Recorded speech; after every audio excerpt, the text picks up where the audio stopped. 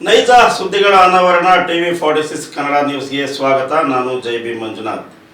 ರಾಜ್ಯ ಮಂತ್ರಿಮಂಡಲ ವಿಸ್ತರಣೆಯಲ್ಲಿ ಪ್ರಾದೇಶಿಕ ಅಸಮತೋಲನ ಕಾಪಾಡುವಲ್ಲಿ ರಾಜ್ಯ ಸರ್ಕಾರ ವಿಫಲವಾಗಿದೆ ಎಂದು ಮಾಜಿ ಸಚಿವ ಎಚ್.ಕೆ. ಕುಮಾರಸ್ವಾಮಿ ಟೀಕಿಸಿದ್ದಾರೆ. ಬರದ ಆತಂಕದ ನಡುವೆ ರಾಜಕೀಯ ಲೆಕ್ಕಾಚಾರಕ್ಕಿಂತ ಜನರ ಸಮಸ್ಯೆಗಳಿಗೆ ಆದ್ಯತೆ ನೀಡಬೇಕು ಎಂದು ಅವರು ಆಗ್ರಹಿಸಿದ್ದಾರೆ. ರಾಜ್ಯ ಸರ್ಕಾರ ಮಂತ್ರಿಮಂಡಲ ರಚನೆಯಲ್ಲಿ ಸಾಕಷ್ಟು ಪ್ರಯಾಸಪಟ್ಟಿದ್ದರೂ ಸಮತೋಲನ ಕಾಪಾಡುವಲ್ಲಿ ವಿಫಲವಾಗಿದೆ ಎಂದು ಮಾಜಿ ಸಚಿವ ಎಚ್.ಕೆ. ಕುಮಾರಸ್ವಾಮಿ ಟೀಕಿಸಿದರು. ಮಂಗಳವಾರ ಸುದ್ದಿಗಾರರೊಂದಿಗೆ ಮಾತನಾಡಿದ ಅವರು, ರಾಜ್ಯದ ಹಲವು ಭಾಗಗಳಿಗೆ ಸಮರ್ಪಕ ಪ್ರಾತಿನಿಧ್ಯ ಸಿಕ್ಕಿಲ್ಲ. ಸುಮಾರು 10 ಜಿಲ್ಲೆಗಳಿಗೆ ಸಚಿವ ಸ್ಥಾನ ದೊರೆಯದಿರುವುದು ಪ್ರಾದೇಶಿಕ ಅಸಮಾಧಾನಕ್ಕೆ ಕಾರಣವಾಗಿದೆ. ಮಹಿಳೆಯರಿಗೆ ಸಚಿವ ಸಂಪುಟದಲ್ಲಿ ಸೂಕ್ತ ಪ್ರಾತಿನಿಧ್ಯ ನೀಡದಿರುವುದು ಕೂಡ ಸರ್ಕಾರದ ನಿರ್ಧಾರದ ಕುರಿತು ಪ್ರಶ್ನೆಗಳನ್ನು ಹುಟ್ಟುಹಾಕಿದೆ ಎಂದು ಹೇಳಿದರು. ಸಚಿವ ಸಂಪುಟ ರಚನೆಯಲ್ಲಿ ಜನತಾದಳವನ್ನು ಗುರಿಯಾಗಿಸಿಕೊಂಡು ರಾಜಕೀಯ ಲೆಕ್ಕಾಚಾರ ಮಾಡಲಾಗಿದೆ. ಜನತಾದಳದಿಂದ ವಲಸೆ ಬಂದವರಿಗೆ ಹೆಚ್ಚಿನ ಆದ್ಯತೆ ನೀಡಲಾಗಿದೆ ಎಂದು ಅವರು ಆರೋಪಿಸಿದರು.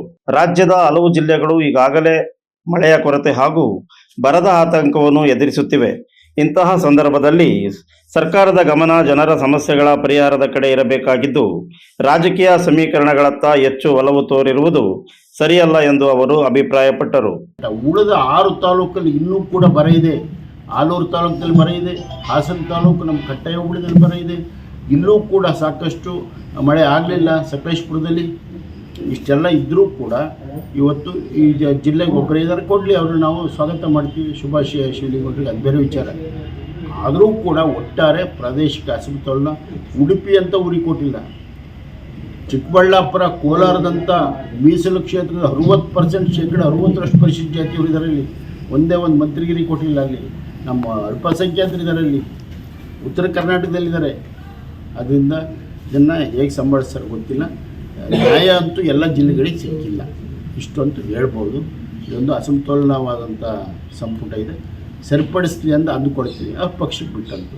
ಈಗಾಗಲೇ ಅನೇಕ ವಿರೋಧ ಅದು ಇದು ಎಲ್ಲ ಅಸಮಾಧಾನ ನಡೀತಿದೆ. ಅವ್ರ ಪಕ್ಷ ಸರಿ ಮಾಡ್ತಾರೆ. ಕೆಲವರೆಲ್ಲ ಅಸಮಾಧಾನಗೊಂಡು ಈಗ ಎಲ್ಲ ರಾಜೀನಾಮೆ ಕೊಟ್ಟಿರ್ತೀವಿ ಅಂತ ಹೇಳ್ತಾರೆ. ಸುಮಾರು 30-40 ಜನ ಆ ಥರದಲ್ಲಿ ಇದ್ದಾರೆ ಅಂತ ಅನಿಸ್ತದೆ. ಬಹುಶಃ ಅದು ಸಹಜ ಇದೆ. ಅದು ಪಾಪ 7 ಸಾರಿ ನಮ್ಮ ಗೋಪಾಲಕೃಷ್ಣ ಅಂತ ನಮ್ಮ ಸ್ನೇಹಿತರು 7 ಸಾರಿ ಗೆದ್ದಿದ್ದಾರೆ ಸತತವಾಗಿ. ಅವರು ಪರಿಶಿಷ್ಟ ವರ್ಗಕ್ಕೆ ಸೇರಿದವರು. ಪ್ರಸನ್ನ ವಾಲ್ಮೀಕಿ ಜನಾಂಗಕ್ಕೆ ಸಂಬಂಧಪಟ್ಟವರು. ಫಸ್ಟ್ ಟೈಮ್ ಗೆದ್ದರೆ ಕೊಟ್ಟಿದ್ದಾರೆ, 2ನೇ ಸಾರಿ ಗೆದ್ದರು ಕೂಡ, 7 ಸಾರಿ ಗೆದ್ದಾರೆ. ಪುಣ್ಯಾತ್ಮ ಪಾಪ. ಹೇಗೆ ಅನ್ನಿಸ್ಬೇಕು ಅವರಿಗೆ? ಸ್ವಾಭಿಮಾನ ಇಲ್ವ ಅವರಿಗೆ? ಪಾಪ ನಮ್ಮ ಮಂಕಳ ವೈದ್ಯ ಕಾರವಾರದವ್ರು ಪಾಪ ಬ್ಯಾಕ್ವರ್ಡ್ ಕಮ್ಯುನಿಟಿ ಕೊಟ್ಟಿಲ್ಲ ಅವರಿಗೆ. ಈ ಥರ ಅಭಾಸಗಳು ತುಂಬ ಇದ್ದಾವೆ. ಇದಕ್ಕೆ 2 ತಿಂಗಳಿಂದ ಹೈಕಮಾಂಡು ಎಷ್ಟು ಜನ ಶಾಸಕರು ಹೋದರು ಡೆಲ್ಲಿಗೆ, ಎಷ್ಟು ಜನ ಹಾಲಿ ಮಂತ್ರಿಗಳು ಹೋದರು. ಇವ್ರು ಏನು ಮಾಡ್ತಾಯಿದ್ರು ಡೆಲ್ಲಿನಲ್ಲಿ ಹೋಗಿ? ಅವ್ರೇನು ಮಾಡ್ತಾಯಿದ್ರು ಇವ್ರು ಕರೆದು? ಅವ್ರೇನು ಚರ್ಚೆ ಮಾಡಿದರು? 2 ತಿಂಗಳಾದ್ಮೇಲೆ ಬೆಳಗ್ಗೆ ಒಂದು ಪಟ್ಟು ಬರುತ್ತೆ. ಒಬ್ಬ ನಮ್ಮ ಚಿಕ್ಕಮಗಳೂರು ಲೇಡಿ, ನಮ್ಮ ಶಾಂತಕೃಷ್ಣ, ಯಾರು ಗಾಯತ್ರಿ ಶಾಂತರೇಗೌಡರು, ಪಾಪ ಚುನಾವಣೆಯಲ್ಲಿ ಬೇರೆ ಮೊನ್ನೆ ಗೆದ್ದಿದ್ರು. ಗೌರವಿತವಾಗಿ ಯಾರು ಕೊಡೋದಲ್ವ ಅವ್ರಿಗೊಂದು ಪೋಸ್ಟು? ಅದೂ ಇಲ್ಲ. ಎಲ್ಲ ಇದೆ. ಆಡಳಿತ ಮಾಡಿ ನೋಡೋಣ ಮುಂದಿನ ದಿನಗಳಲ್ಲಿ ಏನಾಗುತ್ತೆ. ಸರ್ಕಾರ ಮಾತ್ರ ಇವತ್ತೇನು ಪ್ರವಾಹ ಉಂಟಾಗಿದೆ, ಬರ ಇದೆ, ಆ ವಿಷಯದಲ್ಲಿ ಸಂಪೂರ್ಣ ವಿಫಲ ಆಗಿದೆ. ಅದನ್ನು ಹೇಗೆ ಸಂಭಾಳಿಸ್ತಾರೆ ನೋಡಬೇಕು. ನಾವು ಒತ್ತಾಯ ಮಾಡ್ತೇನೆ, ತಕ್ಷಣ ಆಡಳಿತದಲ್ಲಿರೋರು ಆ ಕಡೆ ಗಮನ ಹರಿಸಬೇಕು. ಇವತ್ತು SIR ನೆಪದಲ್ಲಿ ಯಾವ ಅಧಿಕಾರಿಗಳು ಕೂಡ ಯಾವುದೇ ಒಂದೇ ಒಂದು ಕೆಲಸ ಯಾವ ಇಲಾಖೆಯಲ್ಲೂ ಮಾಡ್ತಾಯಿಲ್ಲ. ಆಮೇಲೆ ಅದು ಆನೆ ಹಾವಳಿ ಬೇರೆ ನಮ್ಮ ತಾಲೂಕು ಈಗ ಅದೃಷ್ಟ ಕಡಿಮೆ ಆಗಿದೆ ನಮ್ಮಲ್ಲಿ. ಆದರೂ ಬೇಲೂರು, ಸಕಲೇಶಪುರ, ಇಲ್ಲಿ ಮೊನ್ನೆ ಕೂಡ ಒಂದಾಯಿತು. ಅದು ಕೂಡ ಹೆಚ್ಚು ಗಮನ ಹರಿಸಬೇಕು ಸರ್ಕಾರ ಅಂತ ನಾನು ಮತ್ತೆ. ಬರ ಪರಿಸ್ಥಿತಿಯನ್ನು ಸಮರ್ಥವಾಗಿ ನಿರ್ವಹಿಸಲು ಸರ್ಕಾರ ತಕ್ಷಣ ಅಗತ್ಯ ಮುನ್ನೆಚ್ಚರಿಕೆ ಕ್ರಮಗಳನ್ನು ಕೈಗೊಳ್ಳಬೇಕು.